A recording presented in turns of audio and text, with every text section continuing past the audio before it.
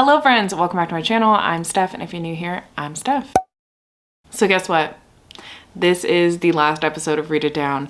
It's 11 episodes in total. We're doing something a little bit different next month, which I'll talk about at the end of this video, but last full Read It Down happening right now. If you don't know what Read It Down is, it is a video series on my channel where I have friends pick 2 books off of my physical TBR, and I get to pick the 3rd book, which is a mood read, because I am a mood reader and I have to read all of these books in the month that they are given to me, or else I'm on a book buying ban. What better guest to have to close out Read It Down for the year 2022 than Jéla. I love Jéla so much. I love her content. I think she is so funny. She's beautiful. She has great taste in books. She is truly hilarious. Like, she is one of the most hilarious people that I know, and I think you should go subscribe to her. As a matter of fact, unsubscribe to me, go subscribe to her.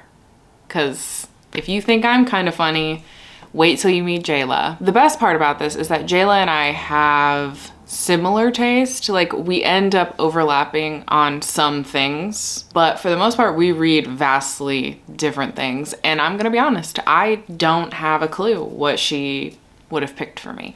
Only thing I can think of is Trail of Lightning by Rebecca Roanhorse, because we both love Rebecca Roanhorse.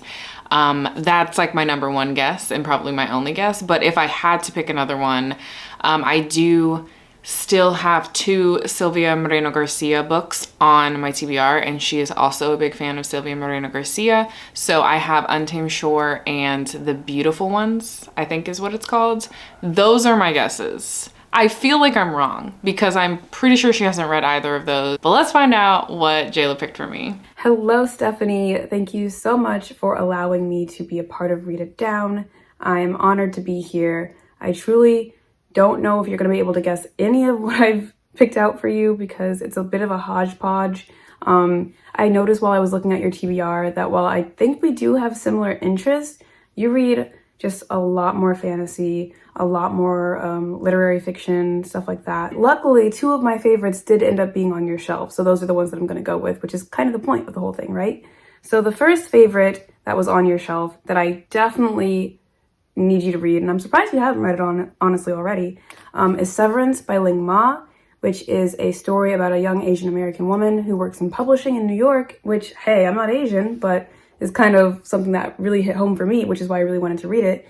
And I absolutely did love it when I did. I read it back in 2020, like November, so we were in the heat of COVID-19, and there's also a pandemic plotline in this story. So if I had to describe it pretty quickly, it's like a post-apocalyptic, but jumping back in time to when things were normal story about this woman who gets really bogged down in her routine and she kind of settles. It's about millennial work culture.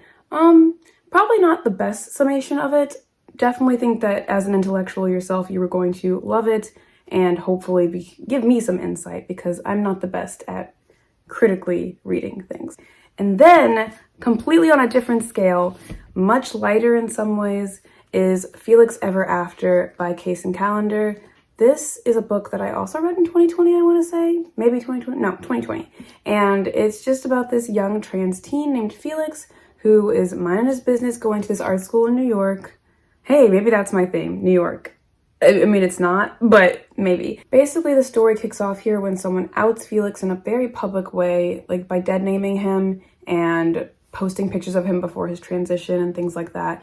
And he thinks he knows who it is, so he wants to get revenge by catfishing that person, and it becomes a love story out of that, which I don't know how you feel about that kind of basis for a love story, but let me tell you, there's some juicy stuff in here, and I really loved watching Felix's journey, because he's absolutely a very flawed character in his own way. Like, even though, yes, he's very much victimized in the story, and like, not that he deserves to get revenge or whatever, because is revenge the best policy? I mean, for me, don't knock it till you try it, but that's not the point. Basically, maybe he's doing some pretty bad things in the story, so it's towing this line between like knowing how hurt he is and rooting for him at the same time that you also think you need to kind of take a step back, Felix, because whoa. So anyway, I really like this story. I really loved the experience of teen love in this story. Like, it really moved me and just made me believe in love again, which is kind of dramatic, I guess, but I don't know, it's just a really sweet book. So I hope that you will check this one out and really adore it too. And finally, I know I was only supposed to pick 2 books, But I just wanted to make sure that you guessed at least one right thing. And if you didn't guess this, then I failed. But I want you to read Trail of Lightning by Rebecca Roanhorse. You know Rebecca Roanhorse is my girl. Like, I love her.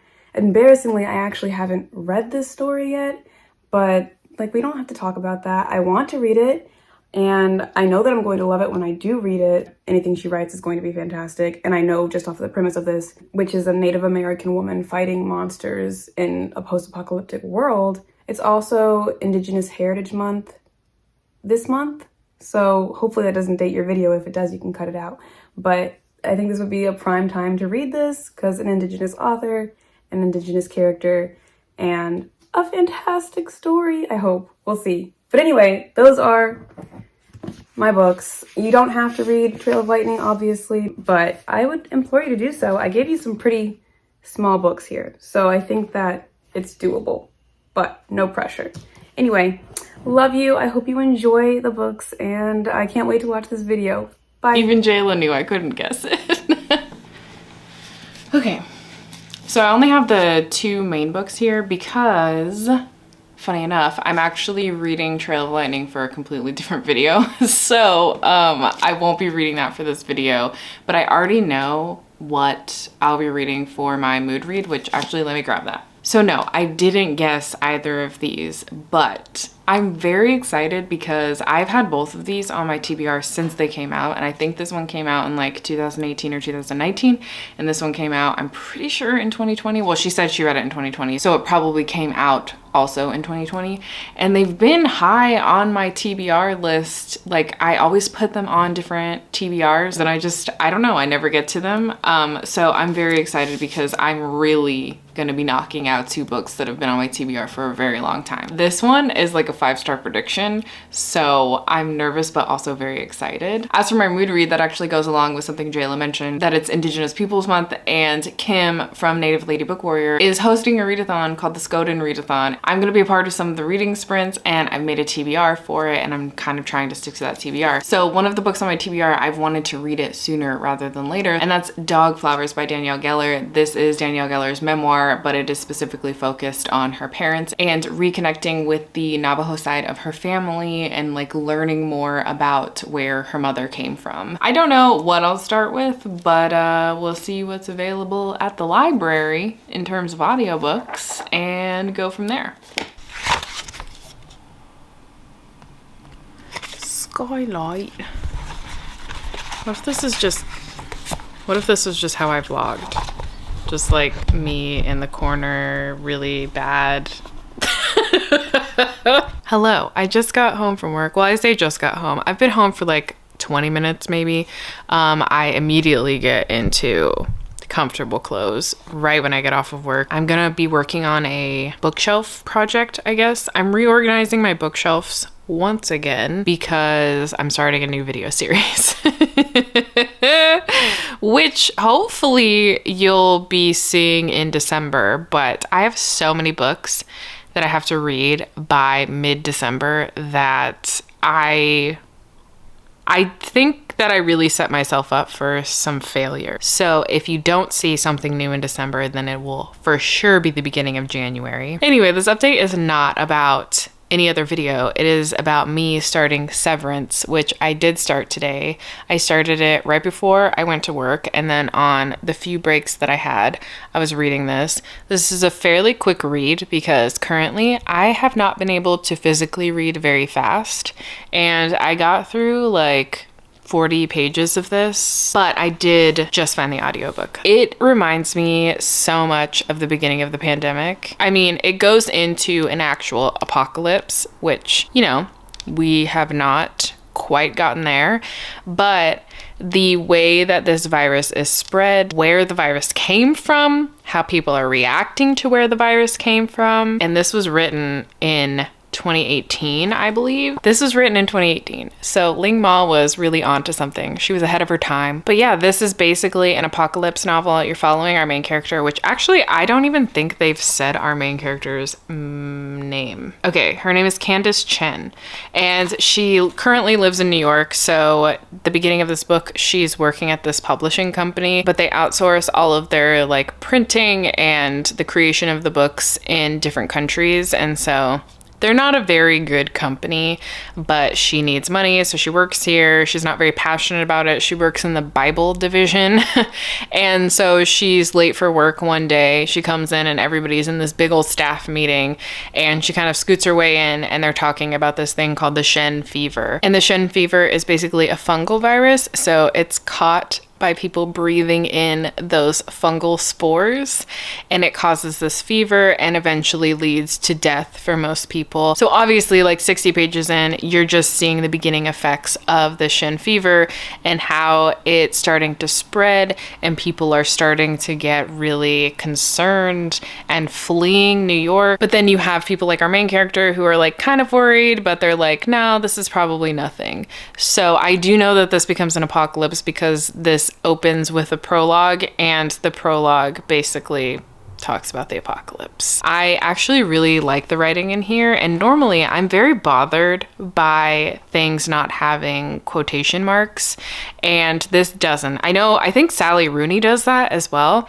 And so I usually don't like that style of writing, but I'm not that bothered by it in this book, and I think it's just because of the way this author writes. I don't know. I'm really liking it. I don't know why, but every time I don't know how to start the video, I go or I'm like Anyway, hi. I feel like I'm getting sick, and it makes sense because everybody at my job is sick right now, but it's just a very inconvenient time. You know, most times aren't convenient to get sick, but especially right now because I'm supposed to be getting a tattoo on Saturday, and I don't want to go if I feel sick or if I am sick or whatever. So I'm just really hoping that I'm not getting sick and I'm just like headachy. I get migraines all the time. I've mentioned it before. So I'm just hoping that's all it is. Also, it's Thursday, which means it's another book club for my kiddos. I have a first, second grade book club, and today we are doing a volcano experiment, which I'm very excited about. I didn't get to do volcano experiments when I was in school, and I'm just really gonna have fun with this. So I bought them all of the stuff that they need to do for it, like the vinegar and the baking soda, and then I got some neon food coloring so that they can choose their favorite color. I mean, I guess the only lame thing is we couldn't make like little volcanoes because I couldn't find enough Play-Doh that wasn't super expensive to let them like build their own volcano outside. So they're just doing it in cups, but like, you know, the sentiment still remains the same. I'm very excited about it. Anyway, I wanted to update you before I got back into work and let you know that I finished Severance, and I'm giving it a 3.5 stars. I really enjoyed the beginning half of this, and I said that in my last update too, that I was really enjoying it. And it's a little too close to home because like the way that you contract the disease in this book is very much like COVID. So it was a little overwhelming at times to read. I really liked the social commentary regarding millennial mindlessness and technology, and how technology kind of makes you a consumer and mindless in your interactions with people, and that like in the future we would become these mindless zombies dedicated to these jobs that are kind of meaningless. And I really liked the social commentary regarding immigration and like being a minority within America, and the assumptions that are made when you're a minority and the stereotypes that are created around that. So I really liked all of those aspects, but sadly I feel like in the last quarter I was just ready for it to end. I felt like the commentary that they were trying to make in here was well done to a point, but it could have been utilized a little bit more. Like there could have been more in-depth diving into those subjects, and I feel that in some ways they were pretty surface level. My coworker has walked by twice and I've been trying not to embarrass myself. I just rifle through my bag like nothing to see here. Anyway, I think the social commentary part, while in many aspects was really well done, and I understood how it like connected to the story and really appreciated parts, I just don't think it was utilized to like the degree that it could have been utilized to. In some ways, some of the commentary was pretty surface level and you don't get a lot of explanation as to why this is an important theme to the book, but in other ways, things were really well explored. I did really enjoy this. I just don't have that much to say about it because all of the things that I really liked happened in the first half of the book, and then I started to like slowly lose a bit of interest in this, and then the ending wasn't like anything special for me to bring it back around to really loving it. So yeah, I would give it a 3.5 stars. I do highly recommend it. I would just say like maybe go in knowing that it might trigger you if you still get really triggered by COVID related things, because even though this was written pre-pandemic, it's very spot on.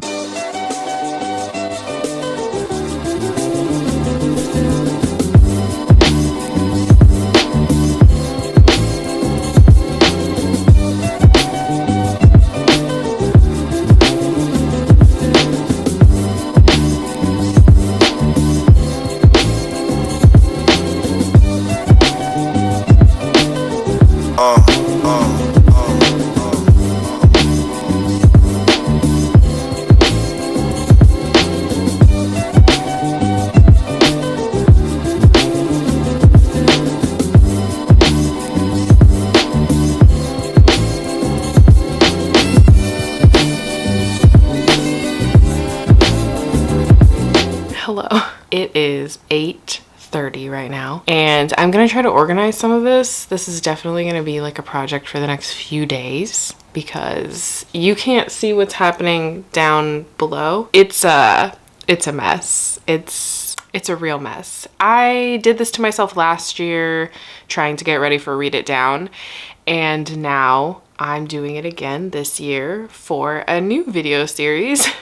And every time I regret my decision, apparently. I'm trying to make one side for Read It Down and then one side for the other side for the other video series. Over the course of the next few days, you get to watch me organize this bookshelf, maybe if my camera can handle it. Can you handle it? Camera, can you handle it? Okay, I'm gonna go.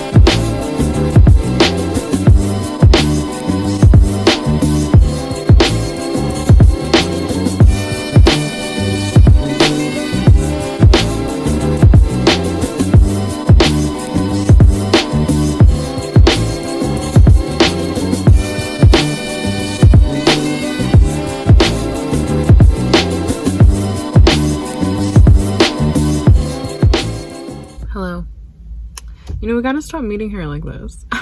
Just kidding. That's stupid. Hi. I'm on my lunch break and I'm in the middle of Dog Flowers by Danielle Geller, and this is good. It's kind of funny because in my last Read It Down, I actually had like a whole conversation about grief, which I did not mean to get into, but like sometimes it just comes out, and that's how the book was making me feel.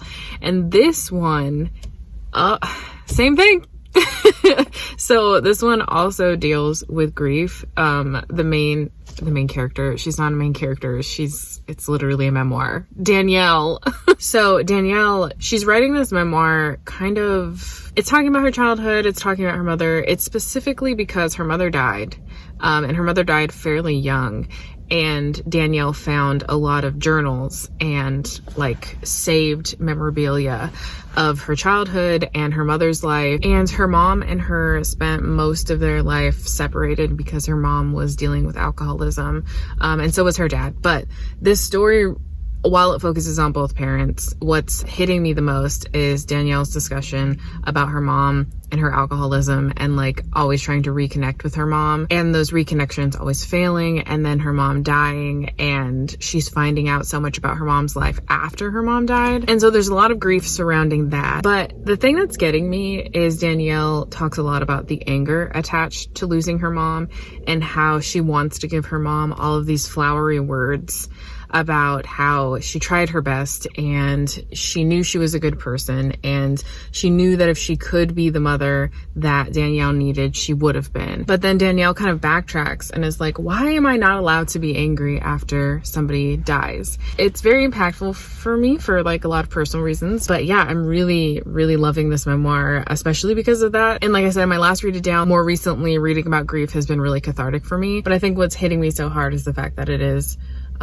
really diving deep into the anger that is intertwined with her grief and her love for her mom. Anyway, there are a lot of people in this parking lot and I feel like slightly embarrassed.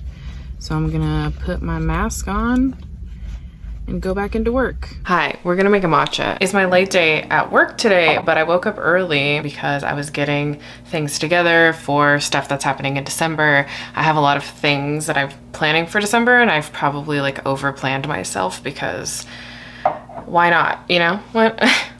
Why not? So yeah, I've like overextended myself for sure for December, but I'm going through it. I'm actually making it through a lot of the books that I'm filming for these videos for December. Yeah, I'm just overextending myself a little bit, but it'll be well worth it in December when that's all out there. And then January, I'm not necessarily taking a break of any sort, but it'll be like less chaos. What's funny about that is I've noticed I have not been making a ton of content that's happening now. You know, I didn't really plan well for that part. So I feel like right now I've been feeling like weirdly absent in the community. Like, I don't know. I just don't feel like I'm a part of anything, but that's all me. I hope this is enough matcha. I don't know. I didn't realize I had this little matcha. Do y'all make grocery lists, or do you just like raw dog grocery shopping? What do you do? I used to just raw dog it. Now I make lists because I'm old. Anyway, the reason we're here actually is not for me to complain and make this matcha. It's because I finished Dog Flowers. I don't feel like I have more to say than what I said previously, where I just really appreciate the exploration of the anger that comes along with grief. So like for Danielle, the anger is more than just one of the steps of grief. You know, her anger is coming from this place of like, why didn't I get to learn about this part of my life and part of my identity and about my mom when she was alive, type of thing. So I really appreciated that exploration and how vulnerable she was. Everything is running in my house right now. My fridge started running, my toilet started running. I need to start running away from my problems. Yeah, I just really connected to it. I really appreciated how vulnerable Danielle is in this memoir, but I also really liked the fact that there's a sense of hope at the end of the memoir, because like sometimes you don't get that, and like you don't deserve that in a memoir. If like hope is not there, then it's not there. But there is a sense of hope for Danielle because she started to connect to her mom's side of the family that she had never met before, and they started developing this really special relationship, and she started to learn more about her mother and her mother's childhood through these newly found connections with these family members that she had never met before, or met when she was like a baby and doesn't remember. And then I also just appreciated that like she found a little piece of happiness within another person at the end of this as well.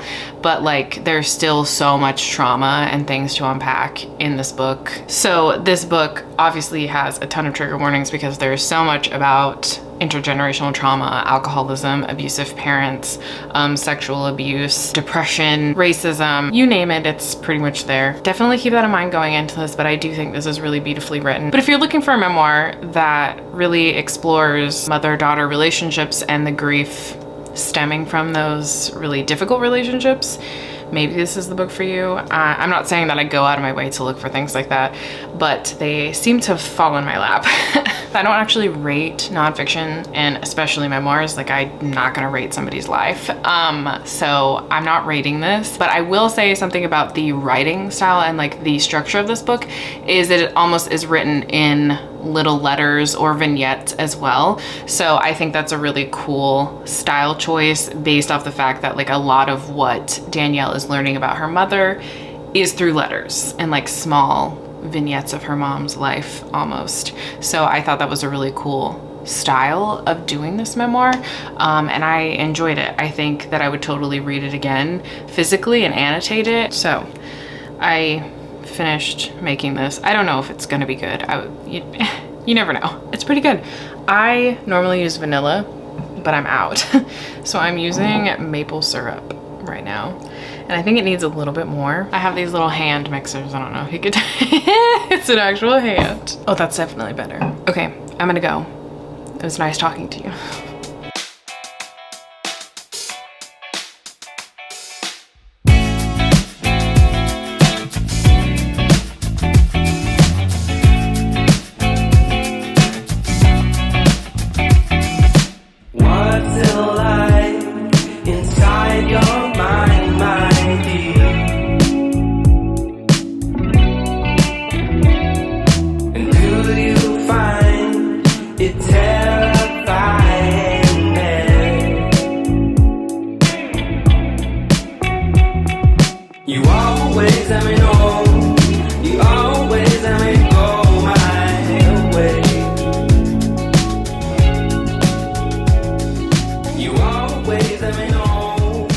Filming in this light is hilarious. It looks so bad.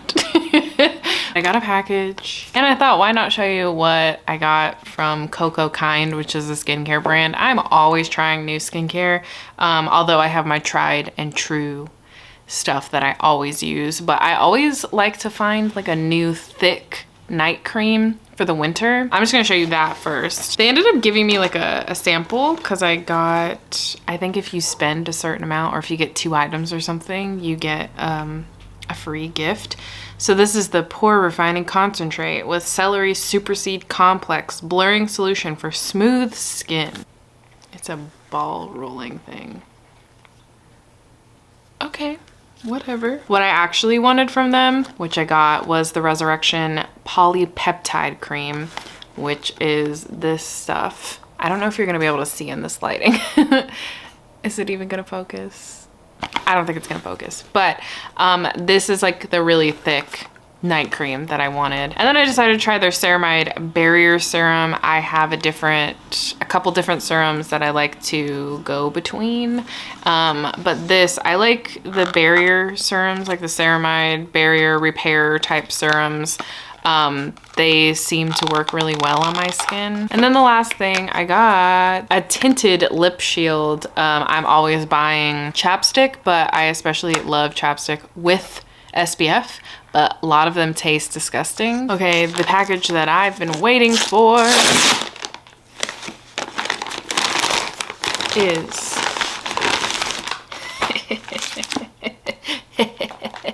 I can't wait. So this is Blood Sanctuary Part 2. I am halfway-ish through the first part of this, so I knew that I needed the second one. This is a fantasy romance that I am obsessed with. Like, it is my all-time favorite fantasy romance at this point in time. I guess next to Daughter of the Moon Goddess, but like sometimes I don't even really register that as being a fantasy romance, even though it really is. But this is vampires, and it has like a different take on vampires, and I just love it so much. Like the world building, the politics, the relationship. I'm not even like a spicy scene type of person. Like I don't read books for that. So for me, it's not like critical to have amazingly written spicy scenes, you know? But I feel like the spicy scenes are really well done. But this very much, if you're curious, is like they are soulmate type of relationship. But I actually did not make this order to buy that book. I just snuck that book in because I needed tabs. I needed new tabs, and I found these. Although I hate that they put packaging within packaging, but I got these. They're very pretty to me. Like, hello? And I actually bought these because I read the first 3 books on Kindle, and I highlighted my highlights on there. The first one has 200 and some odd highlights. The second one has 284 highlights, and The third one, I don't remember. I think it's shorter, so I think it's only like 100 and something highlights. Anyway, I want to go through and put my annotations into these books. Although part of me is like, should I just reread them? But I don't have time for that. Hello, it's me. Today is gonna be a productive day. Today is gonna be a productive day. Today is gonna be a productive day. I don't know why I showered at the very beginning of the morning, because I'm cleaning now. So, you know, I usually like to clean first and then shower after, but here we are. I was kind of debating on whether or not I wanted to clean today anyway, so that's probably where my brain was at. I was probably settled on not cleaning because I was gonna film a whole other video today, which I'm not sure if I'm going to have the time to do it, but you know, whatever. We're here, we're out here, we're cleaning, we're reading, and I wanted to update you because I started Felix Ever After and I'm only like 50 pages in and it's already made me tear up. So I'm predicting that this is gonna be like a 5 stars. Because I'm already in it. I already love Felix. Felix is a trans character, and I just finished the part where he's talking about his transition and his parents' reactions to it and his own reaction to it. And there was a scene where he was dead named, and it just like really broke my heart. So I just feel like this is gonna be 5 stars. I already really like the writing. I've already laughed, teared up, which this isn't surprising because I really liked Case and Callender's other book, King and the Dragonfly. That one also fucked me up. So I'm just predicting that this will be a 5 stars, just like that. Me again. There's a catfishing situation in this book. And if you know me, you know that I love catfish. I know it's not right. I know it's not right. You know, catfishing, not cool. I'm usually on the side of the person who's getting catfished. But I'm just, you know, I love to see catfishing in all mediums.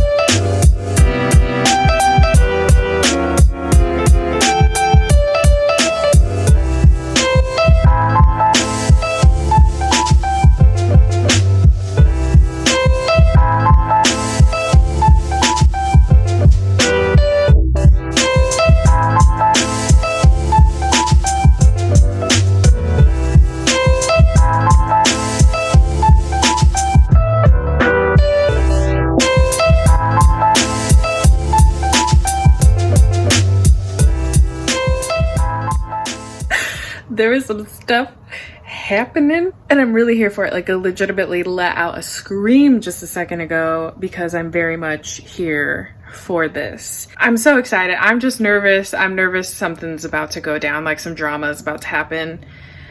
But so excited. So excited. Looking rough today, but whatever. Y'all, I finished this Read It Down before November, like really soon into November.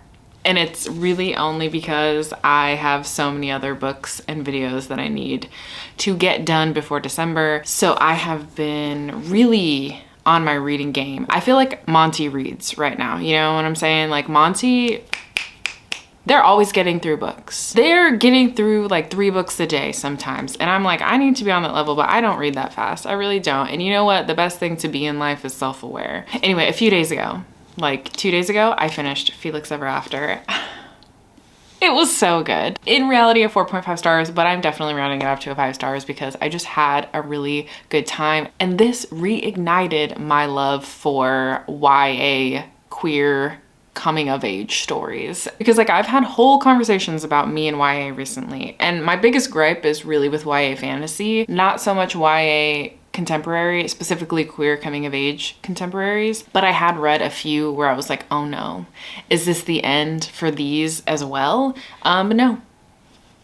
I was invested like 10 pages in. I was really into this. Like I said in the beginning, we have our main character, Felix, who is a trans main character, but they are also kind of going on an identity journey. And like the one thing that they really want in life is to A, be accepted by everybody they love in their family for their identity, and B, to fall in love. But one day they are dead named and there's like this gallery wall of pictures of them before they transitioned with their dead name, and they're getting these really nasty texts from somebody named like Grande, a few numbers or whatever, basically just bullying them for their identity. And so Felix is almost 100% sure in their mind who this is, and so they start catfishing another person to coax it out of them that they're the ones who did this. And like, while that is the main plot point, there is a lot of self-discovery and exploring of identity and friendships, and there's heavy discussions of transphobia in here,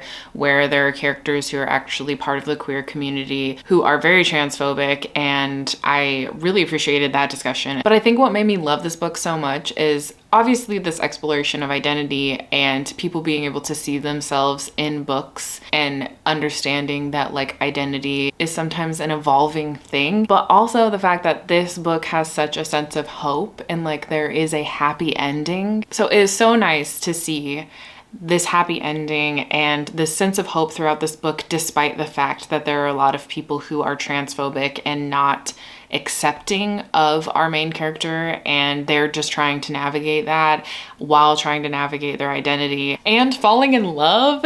And I was really rooting for a relationship here. I thought it was so sweet, and yeah, I just really love this. Part of me wants to kick myself for waiting for so long to read this, but then the other part of me is like, you know, sometimes you read the books at the perfect time. So yeah, I'm giving this, I'm just gonna say 5 stars. So Jéla ended up with a 3.5 and a 5 stars, which puts her somewhere on this ranking. I'm gonna guess, if I can remember everybody's correctly, I'm gonna guess that she is right below Kim, making her 5th place. I'm pretty sure.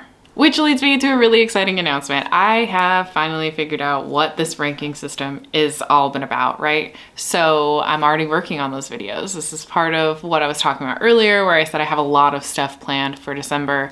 It's all Read It Down related. So in December, you are actually getting 2 Read It Down videos, and one of them is a redemption video for a few people. And one of them is a battle for the top. In theory, yes, Erin should probably just win, but you know, she's still gonna battle it out to keep that top spot. So I'm really excited. I've already been working on those. It's been a lot of fun. I am hoping that I will be able to get them out in mid-December, but it could potentially be the end of December. So I hope that you're excited for December. And I also wanna say thank you so much to Jéla for participating in Read It Down. You know I love you. You're one of my besties. Please go subscribe to Jéla, check out her content. She has amazing content. She has amazing taste, and she's hilarious. I love her to death. So please go check out Jéla, and if you've made it this far, please leave flowers because of the flower crown in here, and I will talk to you next time. Bye!